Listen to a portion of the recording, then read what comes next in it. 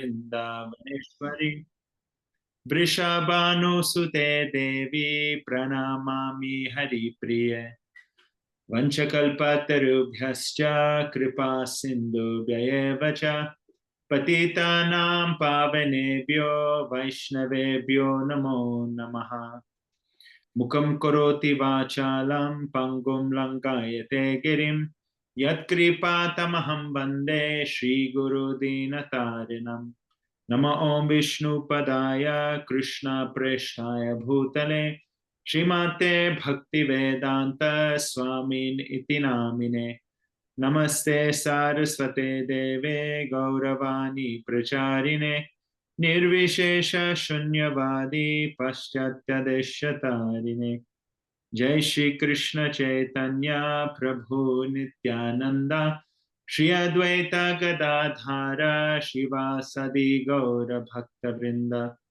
Hare Krishna Krishna Krishna Hare Hare Hare Rama Rama Rama Hare Hare Hare Krishna Krishna Krishna Hare Hare Hare Rama Rama Rama Hare Hare Srila Prabhupada Ki Jai Om Namo Bhagavate Vasudevaya Om Namo Bhagavate Vasudevaya Om Namo Bhagavate Vasudevaya Narayanam Namaskrityam Naram Chevam Narottamam Devim Saraswatim Vyasam Tato Jayam Virayat Nashta Prayeshu Bhadreshu Nityam Bhagavati Sevaya Bhagavati Uttama Shloke Bhaktir Bhavati Naishtiki. Reading from, as Mataji rightly said, Srimad Bhagavatam, 3rd canto, 7th chapter, verse 31. The chapter, as Mataji rightly said, is Further Inquiries by Vidur. So it is interesting. I hope all the devotees are very well. I hope you've all been having a blissful Kartik. Actually, Kartik, I don't know about all the other devotees, but Kartik is my favorite time of year. I hope we've all been offering our ghee lamps for Damodarastakam. I hope you all had a wonderful Diwali as well. I think we were also apart from Deepavali. So before we get into today's class, I wanted to share a few thoughts on Kartik Mas. I know we're coming towards the end of Kartik, but as you'll all probably know, Kartik month is bookended by Ras Purnima and the Rasa Yatra. Ras Purnima or Sharad Purnima is the first Purnima, and the last Purnima of the month is Sri Krishna Rasa Yatra. And the same thing happens. Ultimately, the gopis are able to finally dance with Krishna in Vamsivata in different places, but on the bank of the Yamuna. And what it really symbolizes is that it's the sadhya, it's the objective of all of our sadhana. It's actually the fulfillment of all of these spiritual practices. And Kartik is the month whereby we can have some of that fulfillment, some sweetness, some taste from the engagement in our spiritual practice. It's interesting actually that the whole world, well, at least all of Bharat, to one sense or another, and maybe even the whole world, there are little practices which have come from Kartik Yatra, or Deepdan, Mahamohotav Deepdan, how should I say, Vrat, and from the practice of Kartik, which have filtered into other cultures. Before Kartik begins, obviously Garba is, especially amongst the Gujarati contingent, is aligns with Navratri. Navratri are 9 nights of Durga. And I've asked many Gujaratis, do you know why you dance in Dandiya during the Durga celebration, why do you do this? Because shortly after these 9 nights of Durga have finished, then the first Sharad Purnima comes. So actually they're worshipping Durga, but they're doing so by dancing like Krishna and the gopis. But they haven't made that connection. And the reason that this happens is because actually when the gopis are desiring Krishna as their husband, which will happen just after Kartik, they are asked by Krishna to go and worship who?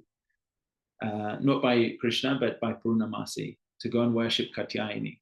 Katyayani Devi is a form of Durga. And they say, if you worship Durga in the form of Katyayani, to have Krishna as your husband, then certainly this wish will be fulfilled.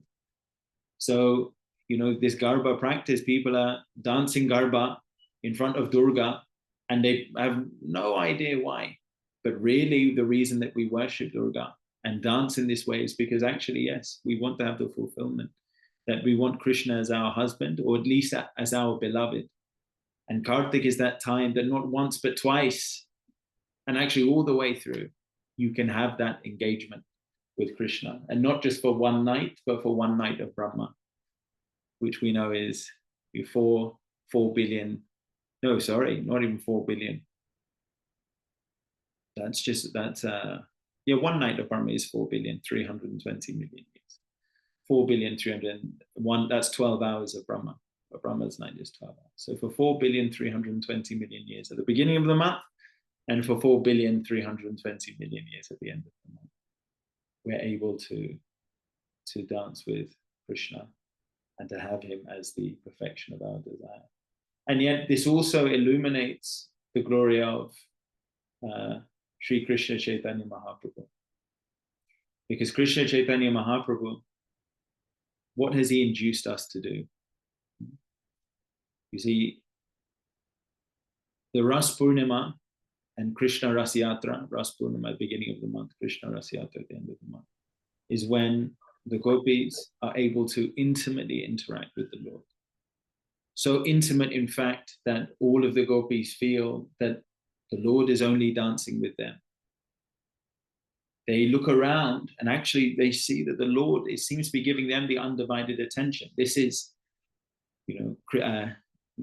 Durga is Mahamaya. She is the great Maya that creates the illusion of this material world. But the internal energy, there is also a Maya called Yoga Maya. This Yoga Maya, yoga allows us to unite more closely. The Maya is that we forget Krishna is the Supreme Lord. And the yoga is that through this Maya, we become attracted, right? This illusion, yoga, creates the attraction to the Lord. Mahamaya, we become illusioned, Maha, in a great way. We don't forget the Lord, we also forget ourselves. So rather than becoming closer, we're taken away. But Yoga Maya is in play in Vrindavan and in Vraj in such a way that we can forget the Aishwarya effect of the Lord. And we can engage with the Lord in Shantaras, Dasyaras, which is also there in Vaikuntha, but Sakyaras, friendship, Vatsalyaras, parental, and Madhuryaras. Madhuryaras meaning conjugal engagement. So this Yoga Maya is at play. And the pinnacle of this Madhuryaras, this sweetness of having the Lord as our paramour, manifests in the Sharad Purnima. You get to dance with Krishna. You feel that Krishna is with you alone. Krishna has that ability. We do actually all have a personal relationship with Krishna. Krishna is not just some generic force. We all have a very unique relationship with him. And we get to express that to our heart and our soul's fullest desire during Kartik. Yoga Maya is facilitating. But this is such a exalted position, to be able to have this intimate relationship with Krishna that even the great sages don't have access to. What to speak of the great sages, even Lakshmi Devi herself doesn't have access to it. And if anyone has read Brihad Bhagavatamrita, when the Lord, Gop Kumar travels to Dwarka, even to see Dwarkadish Krishna, and he's saying, still, even though I'm here and I'm a close associate of the Lord, I still do not feel my heart's content. he is sent back down to earth, to Vrindavan and to Govardhan, in order to be able to access this Raja pastime. So it is a very exalted position that very few people, even the residents of Dwarka, cannot access. What to speak of Vaikuntha Lakshmi Devi? And there are many pastimes in the Puranas where Lakshmi sees, Lakshmi sees and hears of the position of the gopis, and she becomes curious. Even the queens of Dwarka, if we know the story of Jagannath, they go to Mother Rohini. We say often we see Krishna, despite all of his opulence and his 16,108 palaces and his 16,108 queens, he's often away with his thoughts. And sometimes we hear him saying Vrindavan, Vrindavan. Sometimes we hear him saying Gopi, Gopi. So Mother Rohini, who is the mother of Balaram and queen of Vasudev, who was also living there, who was one of the few who had actually witnessed both the Lord's Vrindavan pastimes and then entered into the Dwarka pastime. They asked, so please tell us about the sweetness of Vrindavan. So we can see that the residents of Dwarka are also craving this sweetness. They don't have access. And yet somehow we're in this position that we are gaining access to Vrindavan. Now, how is that mercy coming? How can you get access to the Lord's most private and confidential place? When even the great sages, even Maitreya and Vidur, you don't hear them in Vrindavan. We are having such a fortune that even the persons, even the end of Rupa Goswami's Nectar of Instruction, it is saying that Vyastev doesn't even have access into Radha Kund. So how has this fortune come upon us? We have to realize that this great fortune is the mercy of Sri Krishna Chaitanya Mahaprabhu. Because who is Sri Krishna Chaitanya Mahaprabhu? Sri Krishna Chaitanya Mahaprabhu is Srimati Radharani. None other than Krishna in the mood of Srimati Radharani. So the only one that can give access to the Lord's most confidential quarters, or the divine couple's most confidential quarters, is the divine couple himself. So we have been invited by Chaitanya Mahaprabhu to be able to enter into the sweetest, most personal relationship with the Supreme Personality of Godhead. That no other tradition on this planet, they can't even describe the fact that the Lord has a form. What to speak of a personality? What to speak of activities? What to speak of a sense of humor? What to speak of him having those attributes and us being able to have complementary attributes that we can engage with him? And what to speak of any of that? That there is a hierarchy of ways of being able to engage with the Lord. And what to speak of that? Describing what the pinnacle of that relationship. And forget that. What about the ability not only to understand these concepts, but to actually gain access? How can you gain access to something which you don't even know exists? So, dear devotees, what I felt inspired to talk about today, and we'll obviously move on to the class, but just as a prelude, now that this will be my last class in Kartik, and I'm sure when I come back it'll be in the Kartik, is that we have such a great fortune that we have been personally invited by Srimati Radharani in the form of Chaitanya Mahaprabhu. Srimati Radharani has created this beautiful festival of Kartik, bookended by the sweetest expression of love that she herself engages in for all eternity. We have an opportunity at the beginning, at the end. And between, in those 30 days, and then also between and the remaining 330 days, right? So from Krishna Rasa Yatra, next year becomes Sharad Purnima. So only 330-day wait. We can meditate on our good fortune. But we don't even, you see, Radharani is so merciful. Not only has she given us this month of Kartik, not only has she given us a view into the beauty of Sharad Purnima in Krishna Rasa Yatra in the form of Chaitanya Mahaprabhu and ultimately his Senapati Bhakta Srila Prabhupada. But they've also given us an opportunity to be able to train ourselves to enter into it. And I'm not talking as a Sahajya. You see, what is Radharani doing in the Sharad Purnima? They are singing They are dancing and they are fully absorbed in Krishna. My dear friends, no, there is no fire sacrifice. There is no deity worship. There is no austerity that you can do that can give you access into this. The only method by which you can become eligible into learning how to dance, how to be fully absorbed in Krishna, and how to sing with Krishna is Nam Sankirtan Yajna. Nam Sankirtan Yajna is non-different than dancing directly with Krishna on the full moon night of the Sharad season. We should never undervalue the opportunity that we are having. Krishna, in his threefold bending form, dancing on the bank of the Yamuna, playing a flute, is non-different to his holy name. Non-different.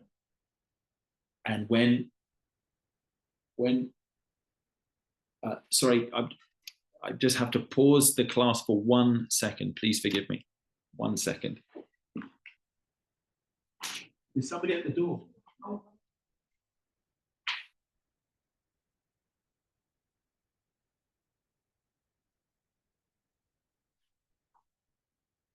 Sorry, dear friends. I have a gate at the door and somebody had somehow come in. Krishna, in the threefold bending form, Krishna in his holy name are non-different. If you are absorbed in interacting with Krishna, and if you are absorbed purely in the chanting and the contemplation of the holy name, it is non-different. If you are dancing with the Lord and you are dancing with the devotees with name, it is non-different. Nam Sankirtan Yajna is both the easiest and most profound because it is non-dual. It can transcend everything. It transcends everything. It can pervade everything. So as certainly from my perspective, and I would encourage all devotees, one of my prayers, both at the beginning of Kartik, throughout Kartik, and at the end of the Kartik, thank you, Srimati Radharani, for giving this opportunity, this window into the topmost level of devotional service. And thank you, Srimati Radharani. Please allow me to understand that this process of Nam Sankirtan, whether it be on japa beats, or even better when it is congregationally, Ayandapur used to say that chanting on beats is like tablets, but Nam Sankirtan is like getting an injection of that medicine. It overwhelms the whole consciousness. We should understand that this is non-different to this Sharad Purnima and Krishna Ras Yatra, and that we are so incredibly fortunate, even in some senses more fortunate than these great personalities that we are reading about. Not because necessarily we have any great qualification, but just by some happen chance, the mercy of Srimati Radharani in her form as Krishna Chaitanya Mahaprabhu, and through her great generals, which are the Acharyas, and specifically Srila Prabhupada, is pouring this mercy of Goloka Vrindavan, inundating this world. And all we need to do, inundate our heart. So I just wanted to share that with you, Kartik Yatra. Kartik Mahamahotsava ki jai, Tirthan Vrat ki jai. And I'll give some context at the end as to why that came to my mind. In fact, I'll give some context now before because it's a short verse. I'll give some context now where we're in the flow. There was some, we find ourselves, you see, the age of Kali is interesting because we have access to the topmost level, but we're also in the most degraded age. It's such a degraded age that what is right and what is wrong can also become ambiguous. What to do and what not to do can become uncertain and unclear. And this is intentional by Kali.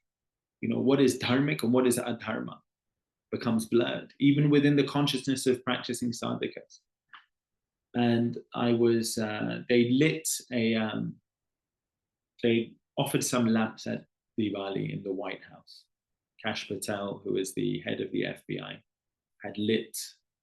And I thought, isn't this nice? I mean, it was more of like an ambiguous thing. They weren't offering it to the Lord per se, but they were having some ceremony. There was a big backlash that America is a Christian country, pagan worshippers will go to hell, all this kind of vitriolic things. And it shows how in this age of Kali, the most wonderful opportunity, when passed through a prison of ignorance, right? You get a warped thing outside. So they're taking the highest opportunity to elevate the soul. And through this prism of ignorance, they're feeling that it is something which is very sinful and something which is very regrettable. And at the same token, they are taking something as abominable as animal slaughter, animal torture, bullfighting, rodeos, all of this. And through this prism of ignorance, somehow this is seen as a laudable national pastime. You can say, why care about the USA? And there are also many wonderful people in the USA. And that's not that is the opinion of most people. But it just shows in the age of Kali that what is to be done and what is not to be done is not always easily determined. And we must always, through the eyes of the Shastra, evaluate what our decision-making process is. What are the things that we are spending our time doing? That's a very gross example. You can say, well, obviously, I understand that to worship the Lord is important, not to kill the cow is important. But there are many subtle things, how we eat, how we interact, how we spend our time, where we work, who we spend time with, where we live. Our decisions will be affected in this Kali Yuga because everything, this atmosphere of ignorance is very prevalent. And actually, education, that's why reading the Shastra will purify the consciousness, not only with the information, but it will just cleanse the consciousness. These things don't even stand up to scrutiny. On one hand, many of these Christian or Abrahamic, even the term Abrahamic I don't like because it's creating like a group, 18 years Jesus spent in India. There's accounts of Jesus in Jagannath Puri. After Jesus left his resurrected, there is a shrine where for 2,000 years they've been worshipping Jesus in a samadhi. So far before Europeans came to know about Jesus, Jesus was there in Bharat. Jesus has been predicted in the scripture as Isha. And the most critical point, right, why we shouldn't fall into this trap of thinking there's Abrahamic traditions and then pagan traditions. How did people know that Jesus was going to be born? 3 wise men had a cosmological premonition. They could read the stars. What does that mean, reading the stars? This means Jyotish Shastra, that when the planets align, it will indicate a certain event is going to happen. Whenever anyone is born, we have a Janam Patra, which shows that there is a zodiac in the sky. The moon travels through 12 different portions. And depending on the constellations in that portion, it will indicate that certain events are going to happen and that the personalities born at certain times have certain traits. So there was a highly advanced society. And these 3 wise men followed a star, meant 3 men of great intellectual, 3 wise men, 3 kings. A sadhu is called Maharaj, or maybe they were a Rajarshi, maybe they were kings, maybe they were Brahmanas. But they used Jyotish Shastra to understand that an event was coming, and they came from the east, bringing frankincense and myrrh. They came to do an arti, agrabati, to come and worship this personality. And they knew far ahead of time, even before anyone in Europe, anyone in the Middle East, the first people to know were the followers of Sanatana Dharma. So how can these people be pagan devil worshippers? They understood Jesus even before the so-called followers of Jesus. And many of these so-called followers of Jesus were claiming, yes, offering batis and offering lamps, this is all devil worship. Jesus himself was betrayed by one of his own disciples. And what was Jesus's response? Did he say, these are devilish, hellish worshippers? Or did he say, forgive them, Father, for they know not what they do? Jesus, by his own personal example, was very keen on people having the ability to think and speak freely. Atato Brahma Jignasa. We must go through our own process of inquiry, not my way or the highway. You're either in or you're out. You're saved or you're damned. This was not Jesus's example at all. And as devotees, we will face many dogmatic situations. But we must remain very confident in ourselves that not only do we have the highest dharma, but that we, by extension, can understand the dharma of other people to a much greater degree than they can. And we will face many challenges. If we are chanting congregationally, I just saw this Maha-Avatar video. Prahlad started chanting congregationally, but you will attract the peons and the the agents of Ravan. You will attract the agents of Ravan. You will attract the devotees, but you will attract the agents of Ravan. And we must be very clear and in ourselves, not in a dogmatic way, but in a way that we deepen our sadhana. That Jesus said, I have much more to say, but you do not yet have the ears to hear it. You cannot understand worldly things, what to speak of divine things. Chaitanya Mahaprabhu did not say that. And the followers of Chaitanya Mahaprabhu said that. They said, this is the Raja Vidya. This is the king of all knowledge, right? They didn't say, we're only giving you something. We are giving you the top thing. So we can understand what is happening in the Supreme, by the mercy of the Acharyas, to a great degree. And we must become prepared not only for our benefit and upliftment, but also so that we can deal with the agents of Ravana, who are manifold. They're everywhere. People cannot say that we're going to hell. Rather, Jesus says, thou shalt not kill. So why are you butchering billions and trillions of animals every year?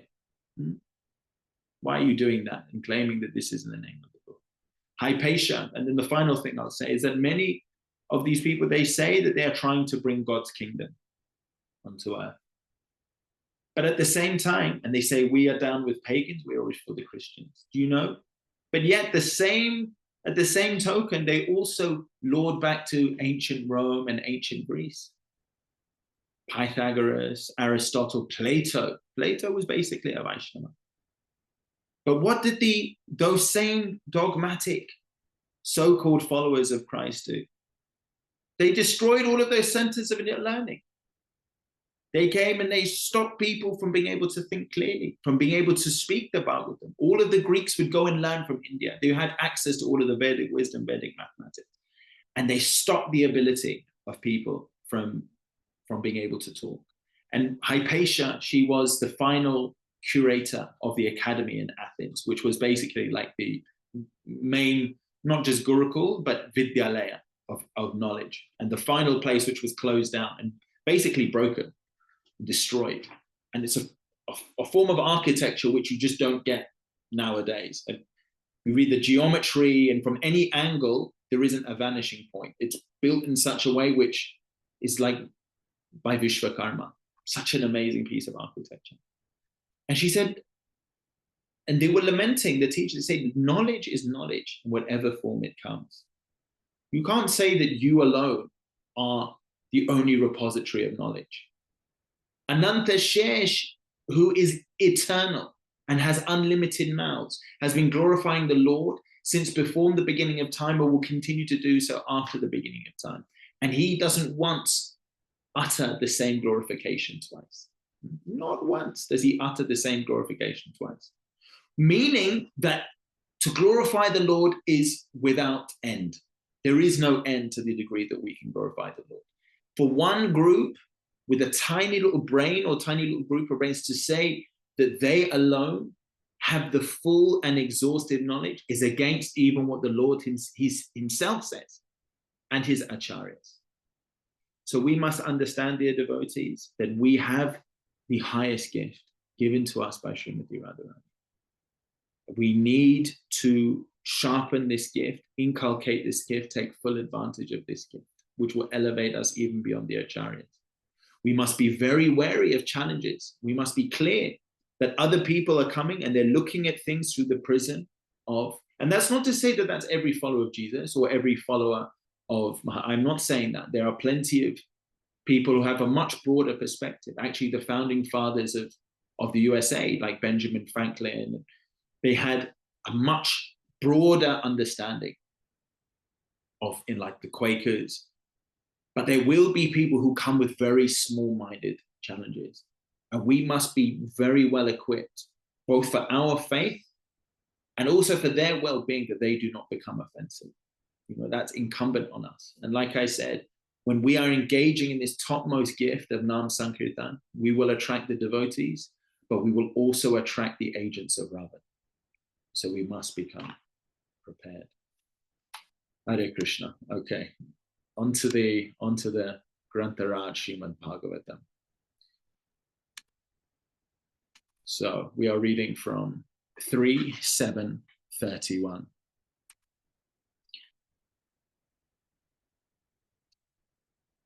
Pashandapata veshamyam pratiloma niveshanam jivasya gatayo yascha yavatir guna karmaja. Pashandapata veshamyam pratiloma niveshanam jivasya gatayo yascha yavatir guna karmajaha. Pashandapata veshamyam pratiloma niveshanam jivasya gatayo yascha yavatir guna karmajaha. Translation by His Divine Grace, Srila Bhai Charanarvindam Bhaktivedanta Swami, Srila Prabhupada Ki Jai. Please also describe the imperfections and contradictions of the faithless atheists, the situation of crossbreeding, and the movements of the living entities in various species of life, according to their particular modes of nature and work. Purport by His Divine Grace, Srila Prabhupada Ki Jai. The combination of living entities in different modes of material nature is called crossbreeding. The faithless atheists do not believe in the existence of God, and thus their paths of philosophy are contradictory. Atheistic philosophies never agree with one another. Different species of life are evidence of varieties, of mixtures of the modes of material nature.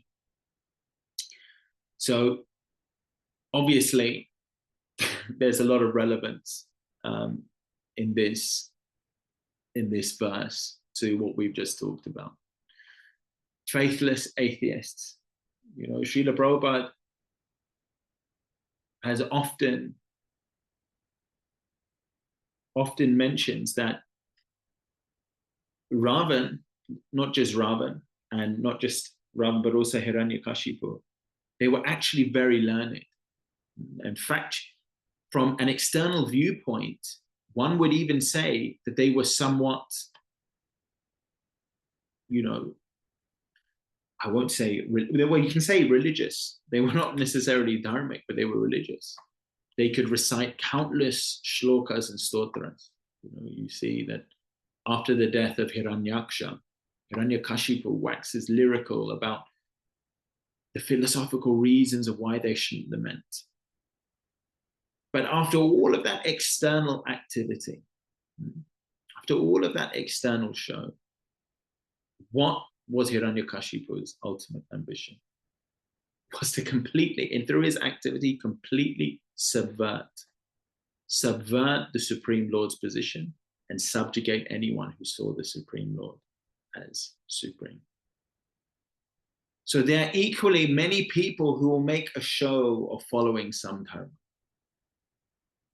But in actuality, the content of their day-to-day activities, their outlook on life, if we are all God's children, you know, love me, love my dog, love me, love my child. You can't claim to love me and then abuse my child.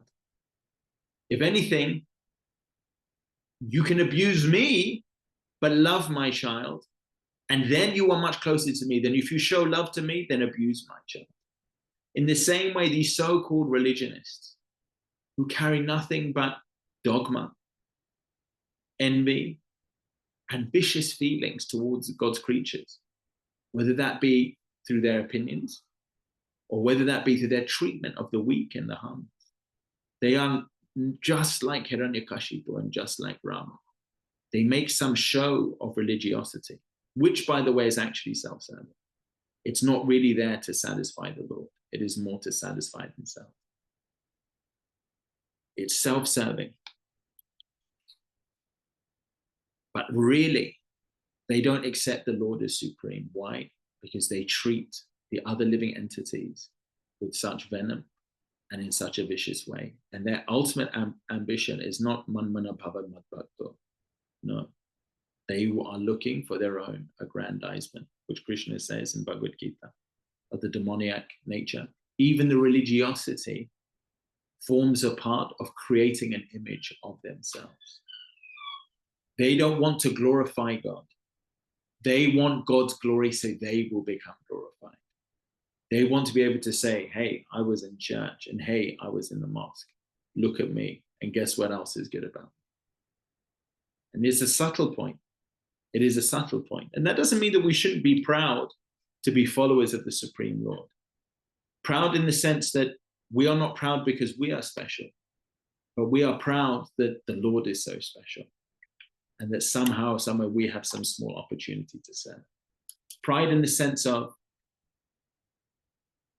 proud in the sense, it is a limitation in the English language, but not in the sense of ahankar, but utsaha, that we become enthused to do it more and share it with other people.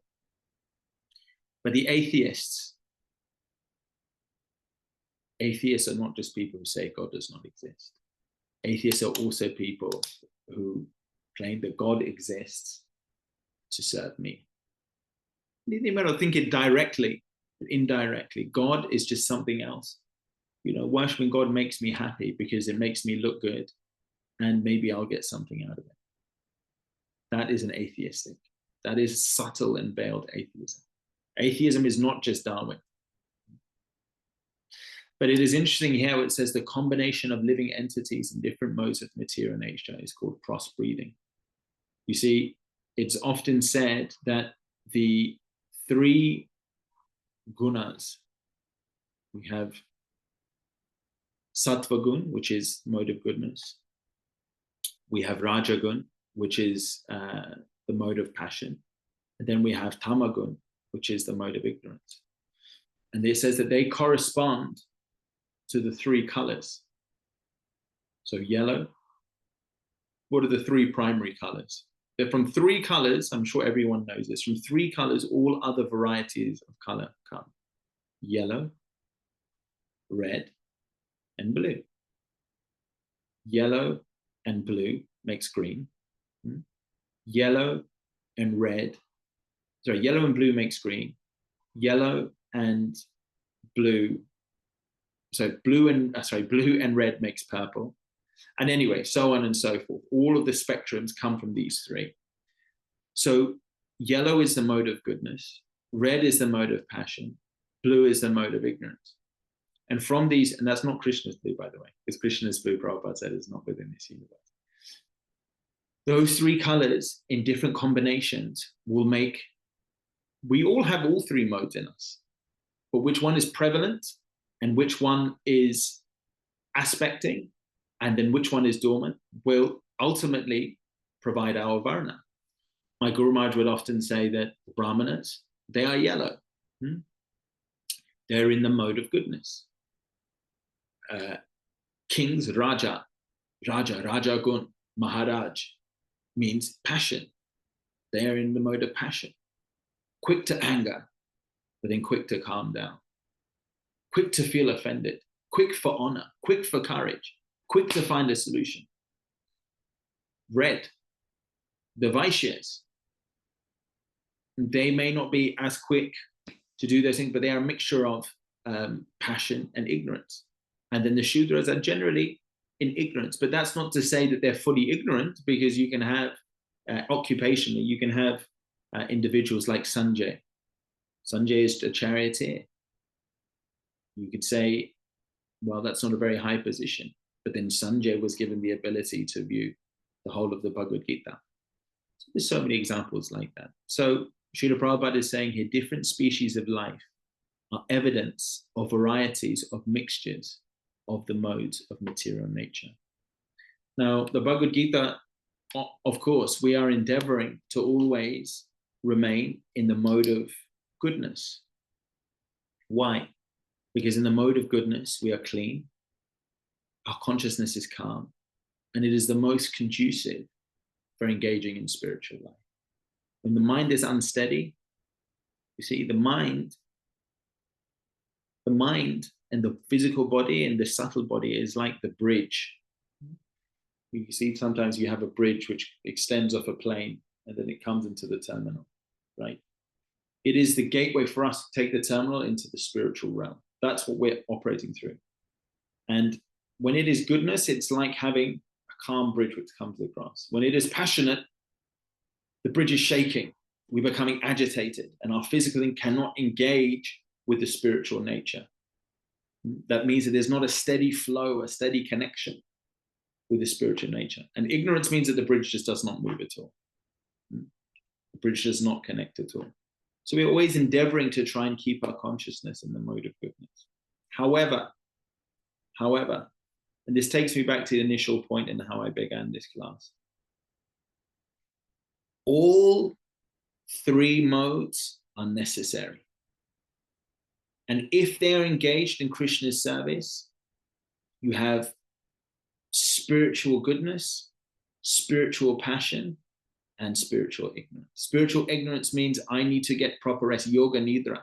You don't just sleep, you go into such a deep sleep that you can become fully refreshed. Make no mistake, sleeping is in the mode of ignorance. But if you are sleeping so you can be properly rested to worship Krishna, this is the proper application of that mode. Everybody has the mode of ignorance to some degree. But if you engage it in Krishna's service, that mode too can elevate. The mode of passion, one of the big misunderstandings amongst transcendentalists, even within our own society, is that leave everything to Krishna. No.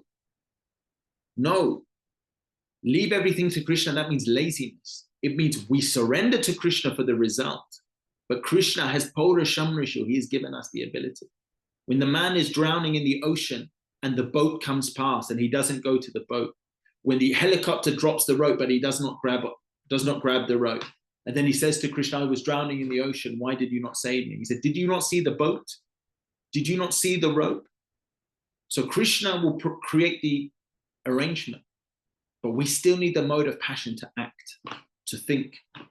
If someone is smashing the temple, or stealing off the altar, do we say, Krishna, you're the Supreme Lord, go and take care of it?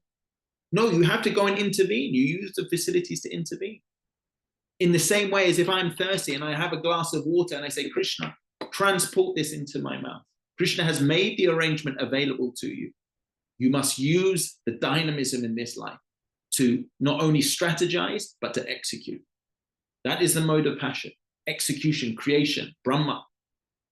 To say that, no, we don't need to defend. This is actually deeper. This is the worst form of ignorance. Gandhian philosophy. Or actually Gandhi was only a very recent proponent. Actually, it started with Ashoka. And there was a great war between Ashok's dynasty and Kaling near Jagannath Puri. Many people died. And then the king gave up his Kshatriya Dharma and then he started following Buddhism, Ahimsa. So he was thinking he was moving into the mode of goodness, but actually it was below the mode of ignorance. Why? Because if people do not act, if people do not strategize, if people give up their dharma, Krishna even says to Arjuna, Arjuna is saying, let me go and live as a mendicant. And Krishna is saying, what? No, you think you are speaking wise words, but actually you're a fool. Ignorance, passion, and goodness, if used in the Lord's service, are all elevating. However, artificially renouncing ignorance, passion, and goodness is lower than even the mode of ignorance itself. It's actually adharma. So yes, there are many different species of life, and that is evidence of the varieties of mixtures of the modes of material nature. But all of these modes, be it as a Shudra, be it as a Vaishya, you know, some of the great temples in Vrindavan were built by Vaishyas who were traveling down the Yamuna, and they met the Goswamis. Be it as a Kshatriya, you know, KrishnaArjuna Das Rajput, he served Chaitanya Mahaprabhu when they were being attacked by the Pathans. Chaitanya Mahaprabhu was visiting Vrindavan and he was being attacked. It's there in Chaitanya Charitamrita. And KrishnaArjuna Das Rajput said to them, said, who do you think you are? I have got men over there. You come near Chaitanya Mahaprabhu, we'll kill you. And he's there in Chaitanya Charitamrita. It's not that he said, oh no, Lord. No, he did something about it. Of course, if we have no ability to do anything, we must depend on the Lord. But if we have resources available, we must act upon it. And the Lord is pleased by this. Krishna with Arjuna, Chaitanya Mahaprabhu with KrishnaArjuna Das Prabhuji. And if we are Brahmana, we must engage the mode of goodness also with penance and tapasya and teaching. So that we're coming close to the end of, I can carry on talking on that point. I hope that has covered, but to recap, we have this wonderful opportunity in Kartik to go deep into our spiritual understanding, not just during Kartik, but also whenever we engage in this wonderful process of Sankirtan Yajna. This verse teaches us that there are many people in many different modes. People who are atheists outwardly and people who claim some religiosity, but are no better than atheists. In fact, in many sense, they're more dangerous than the atheists. We must become very alert and sharp in order to counteract the influence of these atheists, both in our lives, in their lives, and in the situation of the world at large. And finally, there are, just as there are three primary colors, there are three modes of material nature. From those three modes, you have many different modes. You have people in goodness, people in passion, mixture of passion and ignorance. You have Rajarshis who are goodness and passion mixed. Whatever the situation, all of these modes can be engaged in the Lord's service. But to artificially repress is not only a dharma and disservice to us, but it is a disservice to society at large. All of the modes of material nature have their utility, and none should be ignored. Even though, of course, from our own personal sadhana, remaining in the mode of goodness is important. But in terms of our swadharma in this world, and make no mistake, along with our Sanatana Dharma, we have a swadharma in this world. We must understand our modes, and we must understand how we can utilize it effectively in the Lord's service. Grantara Srimad Bhagavatam ki jai, Srila Prabhupada ki jai. Any questions, comments, corrections?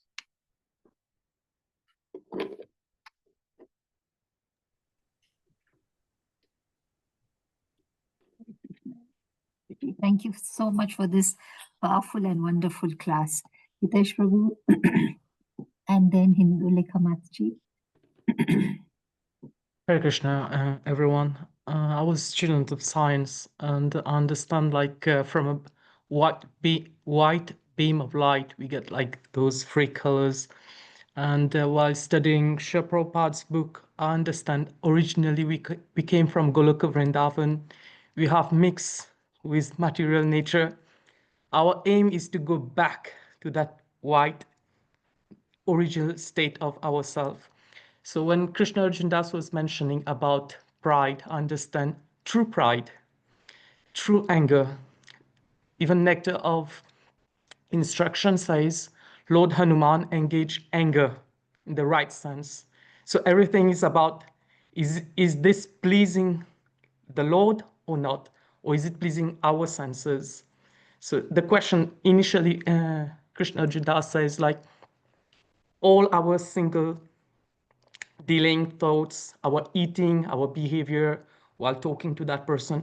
So everything like comes to this point, all those activities, the thoughts, pleasing Lord Krishna or our senses. So the aim and objective is like from those red, yellow, blue, we have to come to the state of being white, true anger, true pride, true everything for pleasing Krishna. That's it, Prabhu. Hare Krishna. Lovely point. And I'd just like to add one thing to that, that if we are properly aligned, you see, we shouldn't, pleasing the Lord can also be pleasing to the self. In fact, we can derive great pleasure from it. So just in case we have this mistake in our mind, some people think that it means to go against that instinct.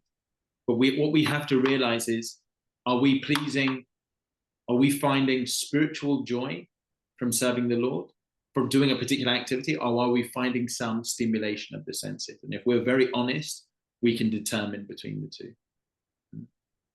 We may get some pleasure from sleeping in bed until 11 a.m. And we may get some pleasure from waking up at 2:30 and chanting all of our rounds. But an honest man can tell the difference between being spiritually enlightened and indulging the material senses, right? But thank you, wonderful point. Thank you, Hitesh Prabhu. We must become the white light. Well, we must go beyond the white light into Goloka Vrindavan before we get Mayavadi kind of inclination. There's one thing while reading Srila Prabhupada's book, I understood like there is the mode of goodness, mode of passion, mode of ignorance, but there's another word I think I heard in a lecture. Srila Prabhupada says there's pure goodness, which is this bhakti, the mode of bhakti. Shud sattva. Shud sattva is what Prabhupada has also refers to it as. Shud means pure goodness. Yeah. So beyond material goodness. But you also have spiritual passion, and you have spiritual goodness. You also have spiritual passion, and you also have spiritual ignorance, which is all beyond mundane goodness. Yeah. Thank you. And Bhagavad Gita, while reading Bhagavad Gita, we'll find like Bhagavad Gita says self-realized soul is above these three modes. So our aim as a devotee, we are supposed to be, we are supposed to be even the Brahman, the Kshatriya, even do the gardening, everything. That's what a devotee is supposed to do. So this is the real understanding of being like from those three colors to be white, all in one as a devotee to please Krishna, his senses. Perfect. And being a self-realized soul. Perfect. Indulekha Mataji. Hare Krishna Prabhuji, Hare Krishna dear devotees, please kindly accept my humble obeisances. Oh, good Srila Prabhupada. Thank you so much, Prabhuji, for this nice class, as usual. We are living in the material world. We are constantly getting in touch with all three modes of material nature. We cannot be only on one mode, because maybe someone may say, I am on the Suddha Sattva platform, but does not that person sleep? When we are sleeping, we are in the mode of ignorance. We have to work and earn a living. So when we are working, we are in the mode of passion, right? And we have to live this life because this body is given to us for a purpose. So we have to sustain this life.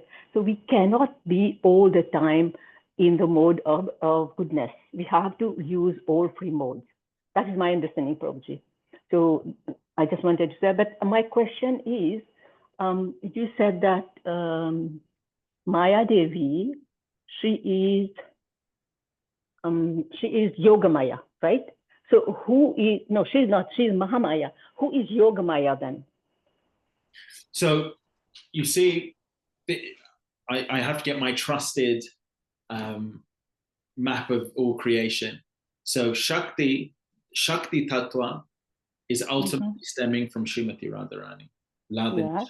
Haladini Shakti, yes. Haladini Shakti, right. So Shakti from the spiritual world is Yogamaya. Shakti in the material world is Mahamaya. Durga, right? Durga is or Parvati is an expansion of Lakshmi, who's an expansion of Radharani. So the pleasure-giving potency that facilitates the ras in spiritual life is Yogamaya. And the material energy which facilitates material activities is Mahamaya. But it's still part of the same Shakti Tattva. It's like the reflection. Right. You So see? it doesn't have a name, like Durga Devi is Maya, right? So and the Yogamaya doesn't have a name. Well, Yogamaya if Yogamaya, the personification of Yogamaya in Goloka Vrindavan is Purnamasi. Oh. Purnamasi is like the grandmother of Vrindavan.